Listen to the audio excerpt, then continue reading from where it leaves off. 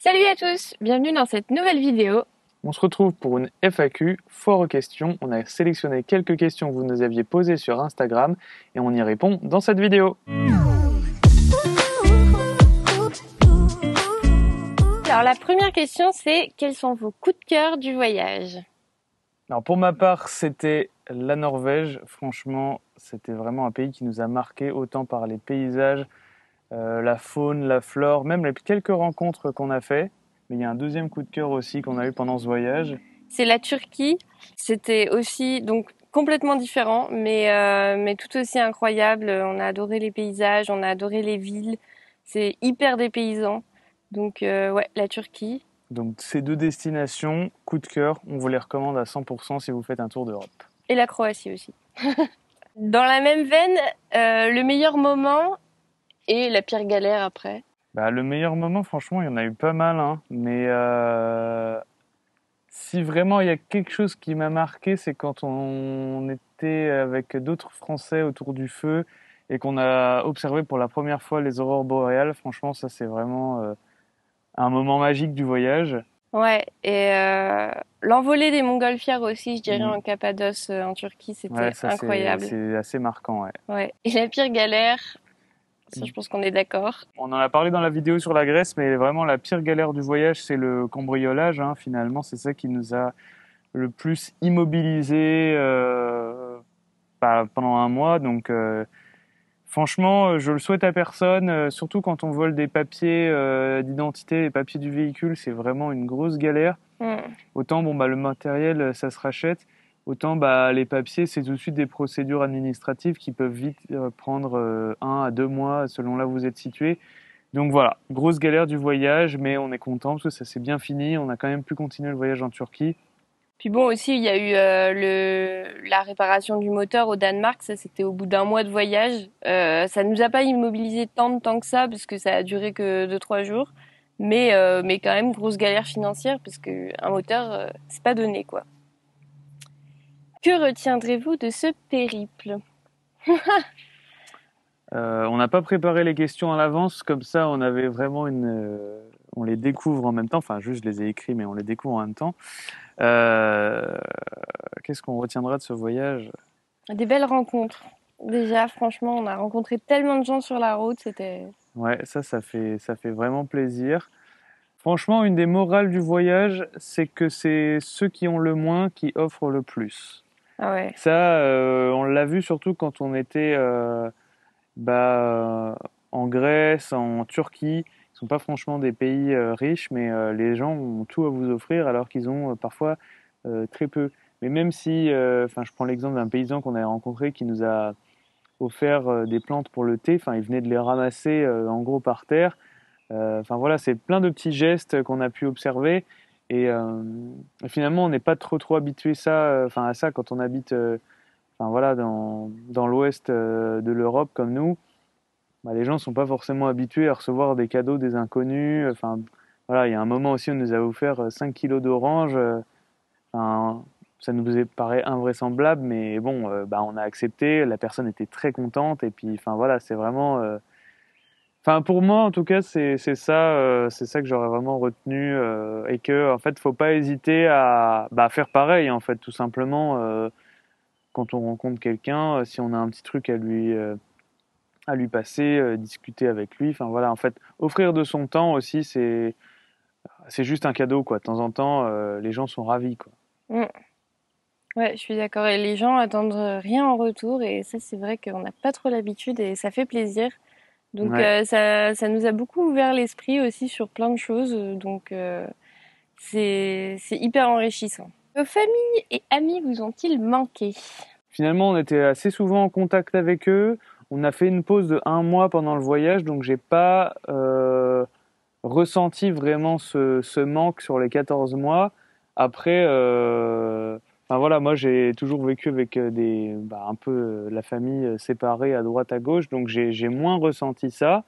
Mais en tout cas, j'étais quand même très content de revoir après la famille, les amis. Enfin voilà, c'était vraiment un plaisir de rentrer à la maison pour Noël et puis après quand on est rentré cet été.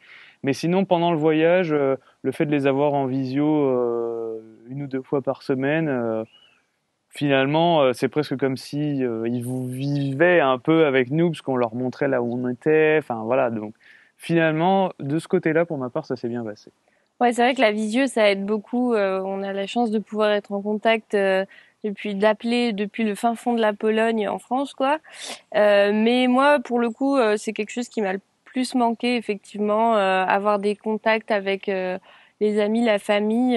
C'est vrai que ça m'a un peu manqué. Parfois, j'avais besoin je pense, de voir du monde. Et puis, ben voilà, on était tous les deux. Mais bon, ça s'est bien passé quand même dans l'ensemble, donc voilà. Mais après, très contente aussi d'être rentrée en France pour voir du monde. Avez-vous découvert une sorte de famille de la route? Bah, une famille de la route, je sais pas si c'est vraiment le terme. En tout cas, c'est comme ça qu'on nous a posé la question, mais moi, je l'appellerais pas trop comme ça. Une communauté de voyageurs, ça c'est clair. Enfin, franchement, c'est indéniable pendant tout le voyage. Enfin, il y a vraiment des spots où il y a des carrefours comme ça de rencontres qui se créent, donc des moments d'échange et tout ça. Mais sinon, si on parle plus particulièrement de la rencontre, par exemple, avec Lise et Morgan, ou alors même avec d'autres couples de Français, je pense à Noéline Mathieu, ou de temps en temps les Péteurs, ou même les aventuriers avec qui on a passé du temps dans les pays du Nord. Finalement, c'est un peu plus une sorte de colocation de la route. En gros, on passe quelques jours ensemble et on s'entraide, bah, un peu finalement comme si on vivait en colocation. Enfin, ça nous l'a surtout fait avec Lise et Morgan parce qu'on a passé 2 mois avec eux à voyager. Donc forcément, il y a un peu comme bah oui, comme un planning de famille. Je vois la Mm. question, c'est qu'en gros, ben, bon, bah là, c'est nous qui préparons à manger, là, c'est eux qui font la vaisselle, et inversement. Ah bah tiens, ils ont un problème technique, on revient, on les aide. Enfin, donc oui, c'est un peu ça, mais c'est plus une communauté, et puis après, bah voilà, une colocation sur la route, quoi. Et c'est hyper important. C'est vrai que il y a quelques mois, en hiver notamment, on n'a pas rencontré grand monde et ça Mm. nous a fait trop du bien après de voir plein de gens. Après, en Grèce notamment, on a rencontré énormément de gens et c'est vrai que ça fait du bien, quoi. Après, on sait qu'il y a des rencontres mais qui sont éphémères et on reverra peut-être jamais les personnes. Et puis il y en a d'autres, bah, on espère se revoir en France. Donc voilà, c'est quand même c'est hyper important, je trouve, de rencontrer du monde sur la route. Est-ce un voyage fatigant sur le long terme, être au volant sur de longues distances? Franchement, pas du tout. Enfin, moi, j'ai pas du tout Mm. trouvé. Enfin, on a la chance d'avoir un super van qui est tout confort, que ce soit au niveau de la conduite. Enfin, je veux dire, on est franchement pas à plaindre. On a le régulateur de vitesse, la clim. Enfin, c'est vraiment un véhicule qui est très très agréable à conduire. On peut s'enquiller des 6-7 heures de route, franchement, sans problème. Et puis après, pour ce qui est de la partie habitable, ben, c'est pareil. Finalement, on l'a aménagé selon nos goûts, selon nos besoins. Donc voilà. Après, je pense qu'il faut trouver son rythme. C'est ça aussi qui fait qu'on se fatigue moins vite et qu'on trouve bah, des moments pour se reposer, des moments pour profiter, des moments pour rouler. Donc finalement, c'est un peu comme ça que ça s'organise et puis bah, c'est comme ça que le voyage se passe bien. Oui, moi finalement j'ai trouvé ça moins fatigant presque que quand tu pars 2 semaines et que tu as tant de choses à visiter sur un temps déterminé. Là, on allait à notre rythme. Il y avait des jours où on faisait finalement pas grand-chose, où on restait juste tranquille. Et puis on faisait jamais, enfin si, quelquefois on a fait beaucoup de kilomètres d'un coup, mais c'était rare finalement. Souvent on faisait 1 heure, 2 heures de route entre deux spots. Mm. Et du coup, bah, c'est pas du tout fatigant. Enfin, voilà, en plus, bon, si vraiment on a beaucoup de routes à faire, on conduit tous les deux. Donc bon, voilà. Mais en général, on conduisait quoi 2 heures entre deux spots. Donc, du coup, ça va, quoi. On avance à notre rythme. Donc non, franchement, c'est pas très fatigant comme type de voyage. Pour revenir aux rencontres, quelle a été votre plus belle rencontre? Ça, c'est pas trop difficile de répondre. Mais après, je veux absolument pas froisser qui que ce soit qu'on connaît qui regardera la vidéo. Mais, euh, mais la plus belle rencontre, enfin, c'est forcément les gens avec qui on s'est le mieux entendu. Enfin, le mieux entendu. Avec qui on a passé le Avec plus de qui on a temps passé le aussi. plus de temps aussi. Ben, indéniablement, c'est Lise et Morgan et Loki avec qui on a passé 2 mois. c'est la plus grande, enfin la plus belle rencontre du voyage parce que bah voilà, comme je l'ai dit auparavant, on a fait un peu comme une colloque de la route. Et en fait, je pense que c'était vraiment une période où bah, on était content, tout simplement, parce que pour revenir sur le fait de ne pas voir souvent la famille et les amis, ben là finalement, c'est un peu comme si au final on se retrouve avec des amis sur la route. Donc du coup, c'est agréable de ne plus être que deux, mais de temps en temps être à quatre ou même plus. Et du coup, ça nous a vraiment apporté aussi un peu plus de légèreté dans le voyage, de savoir qu'on pouvait compter sur d'autres personnes pour, bah, de temps en temps, bah, voilà, faire la vaisselle, préparer le repas, aller faire les courses, enfin plein de petits détails de la vie quotidienne dont on fait pas forcément attention quand on est sédentaire, mais quand on est sur la route, ben voilà, c'est très sympa. Ouais, puis on a fait plein d'autres rencontres, mais c'est vrai qu'avec Lise et Morgan, on avançait aussi au même rythme. Ils sont aussi freelance comme nous. Et donc, du coup, on avait vraiment le même rythme on restait à peu près le même temps sur les spots, etc. Donc, c'est aussi ça. Mm. Parce qu'il y en a certains avec qui on se serait sûrement hyper bien entendu et tout, mais voilà, ils allaient super vite ou alors beaucoup moins vite que nous. Et donc, du coup, ben voilà, on n'avançait pas, enfin, voilà, on tenait à notre propre rythme. Donc on les a côtoyés un peu moins longtemps. Mais Lise et Morgan, ouais, ils avançaient au même rythme que nous. Étiez-vous préparé à tout ce qui vous est arrivé pendant le périple? Franchement, on a beau se préparer à un maximum de situations, enfin c'est impossible, hein. Je veux dire, honnêtement, bah, si on parle du cas précis du cambriolage, on avait anticipé que ça pouvait arriver. Ça, faut pas se dire, bon bah non, ça n'arrive qu'aux autres et pas à moi. Euh, bon, bah finalement, à la base, on avait fait filmer les vitres du van pour des raisons que je n'évoquerai pas dans cette vidéo. On a été obligé de les enlever parce que voilà, la maréchaussée était pas très contente. Donc on avait anticipé par exemple cette histoire de possibilité de se faire cambrioler. Bah c'est quand même arrivé. Enfin voilà, c'est comme tomber en panne. On a beau essayer d'entretenir au mieux le véhicule, être même plus précautionneux que ce que conseille le constructeur. Bon, bah voilà, de temps en temps, il arrive un pépin. Après, c'est plein de petits trucs, hein, mais on peut, bah voilà, oublier des papiers. Enfin voilà, donc on essaye de se préparer un peu à tout.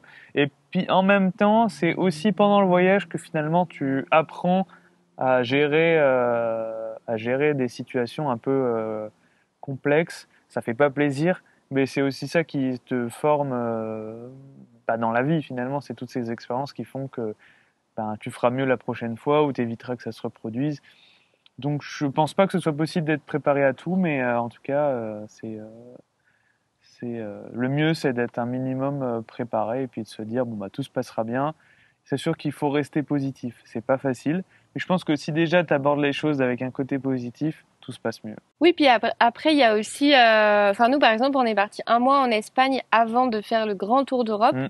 Et c'est une manière aussi de se préparer, de se dire bon bah voilà, on va partir quelques semaines avant de partir pour un an. Et c'est une bonne manière de voilà de se préparer, de se dire ah non bah ça va pas, faut qu'on change ça, ça faut qu'on améliore, ça on n'en a pas besoin, on le laisse à la maison.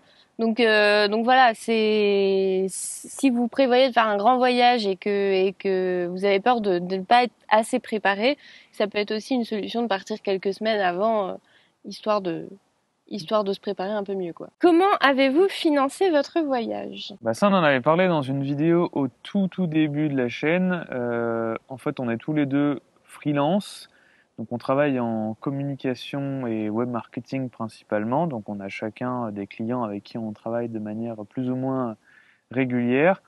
Et puis après, bah, on avait mis un peu d'argent de côté, hein, un petit matelas de sécurité, comme beaucoup l'appellent, pour notamment gérer ben, tout ce qui peut être grosse galère, comme voilà, le cambriolage, une panne moteur, etc.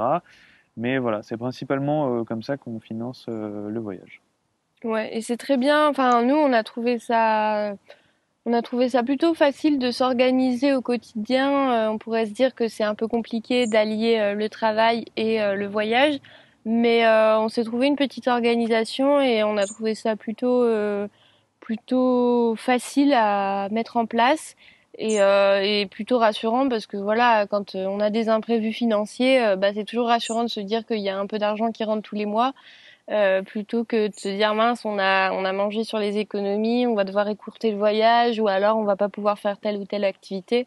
Ça, c'est un petit peu dommage. Donc Mm. nous, on est vraiment contents de pouvoir le faire. Après, c'est pas possible dans tous les domaines, c'est sûr, mais c'est bien de pouvoir le faire. Y a-t-il des coutumes ou fêtes que vous avez découvertes en voyageant? Je sais pas si tu as une idée précisément. Enfin, il y a une fois, on est arrivé en Allemagne, je crois que Ouais. c'était à Hambourg. Par hasard, on a découvert la fête des voisins locale, quoi, une fête de quartier, un peu comme il y a en France aussi. On est tombé par hasard sur un concert.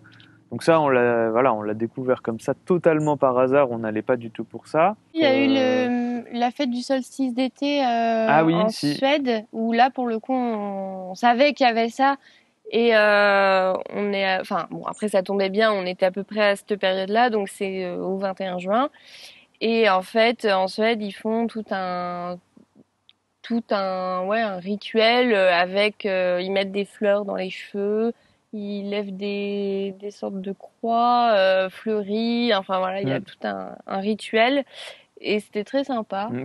Mais c'est vrai que c'est un peu, bon voilà, on avançait à notre rythme et parfois il y avait des choses qui étaient 2 jours avant, 2 jours après. Bon enfin 2 jours encore ça va, mais si c'est une semaine après, une semaine avant, on reste pas forcément exprès pour assister Mm. à la fête ou voilà. Comment s'est passé votre retour en France? Comme quand on rentre de vacances, un peu finalement, hein. Non, on a vite retrouvé les habitudes de la vie sédentaire.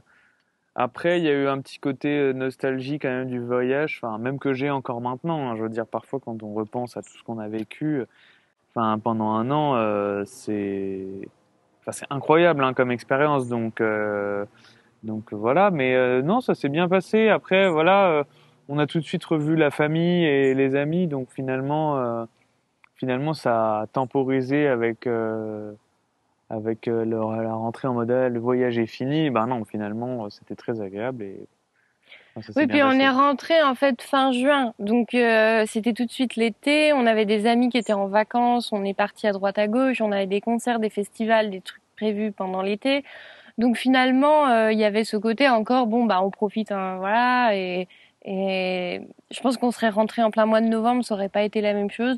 Mais là, c'était plutôt cool. On est reparti d'ailleurs pendant Mm. l'été avec le van dans les Alpes. Enfin voilà. Et donc ça a été. C'est en douceur. Mm.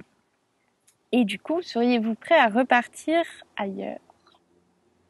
Bah ça, on en a déjà discuté un peu ensemble et puis même, enfin voilà, avec, forcément, c'est une question qui revient beaucoup. Oui. Alors oui, mais où, quand, comment, on va pas se prononcer maintenant parce que rien n'est fait et puis, enfin voilà. Mais je pense que on va pas s'arrêter comme ça d'un coup de voyager. Oui, puis si vous avez vu notre vidéo à Valoir au salon du 4x4, vous avez peut-être déjà une idée de Mm. de ce qu'on projette de faire. Rien n'est fait, donc voilà, on va pas non plus trop en parler, mais éventuellement, oui, ce serait d'acheter un autre véhicule, un 4x4, et puis pour repartir pour de nouvelles aventures. Le voyage a-t-il été à la hauteur de vos espérances? Je pense qu'on y a Bah répondu un peu tout le long. ouais, et puis c'est pas une question très très. Enfin, en fait, Enfin, je sais pas si je partais vraiment avec des attentes en particulier. C'était plutôt en mode bon, on va découvrir des choses, on va profiter de cette année de voyage et puis voilà. Puis on verra bien. Après oui, c'est à la hauteur. Enfin, je veux dire, malgré tous les petits inconvénients qui s'est passé et tout ça, finalement, on en sort tellement plus de bénéfices personnels et puis, enfin, même au niveau de tous les deux, enfin, puis des rencontres qu'on a fait, que oui, enfin, c'est à la hauteur de nos espérances, ouais. Mm.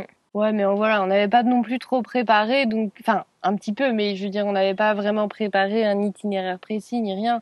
Donc au final, voilà, il y a des choses qu'on n'a pas pu faire. Bon bah voilà, on a fait tellement de choses à côté que c'est très bien comme ça. Et Et puis par moments, c'est important aussi de se laisser guider juste par parce que quelqu'un t'a parlé de quelque chose ou alors tout simplement tu trouves une route jolie, bah tu la prends. Hmm.